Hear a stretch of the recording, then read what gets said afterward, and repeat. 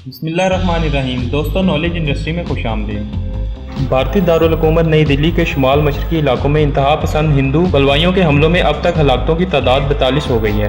दिल्ली के शुमाल मशरकी इलाकों में 24 फरवरी को हिंदू इंतहा पसंदों ने अमेरिकी सदर डोनाल्ड ट्रंप के दौरे के मौका पर मुतनाज़ा शहरियत के कानून के खिलाफ एहतजाज करने वाले अफराद पर मुनज़्ज़म हमले किए थे। हिंदू इंतहा पसंदों की जानिब से ये हमले 3 रोज तक जारी रहे, जिसमें मसाजिद, गाड़ियों, मकानात और दीगर अमलाक को नजर आतिश किया गया। भारतीय मीडिया रिपोर्ट्स के मुताबिक दिल्ली के शुमाली इलाकों में मुसल्लह जत्थों ने मुसलमान नौजवानों को शनाख्त करके तशद्दुद का निशाना बनाया, जिसके नतीजे में हलाकतों की तादाद 42 तक जा पहुंची है। दिल्ली के महकमा सेहत के मुताबिक दिल्ली के गुरु तेग बहादुर अस्पताल में 38, लोक नायक अस्पताल में 3 और जग परवरिश अस्पताल में 1 शख्स हलाक हुआ, जबकि सैकड़ों अफराद मुख्तलिफ अस्पतालों में जेर इलाज हैं। दिल्ली के तेग बहादुर अस्पताल ने फसादात में हलाक होने वाले 28 अफराद की फहरिस्त जारी की है, जिनकी शिनाख्त कर ली गई है। इस फहरिस्त में कत्ल होने वाले 19 अफराद मुसलमान हैं, जो दिल्ली के मुख्तलिफ इलाकों में रिहाइश पजीर थे। दिल्ली फसादात में गाजियाबाद से गोगलपुर घर वालों से मिलने के लिए आए 2 सगे भाई आमिर और हाशिम भी जाँ बहक हुए, जिन्हें इंतहा पसंदों ने तशद्दुद करके कत्ल किया था।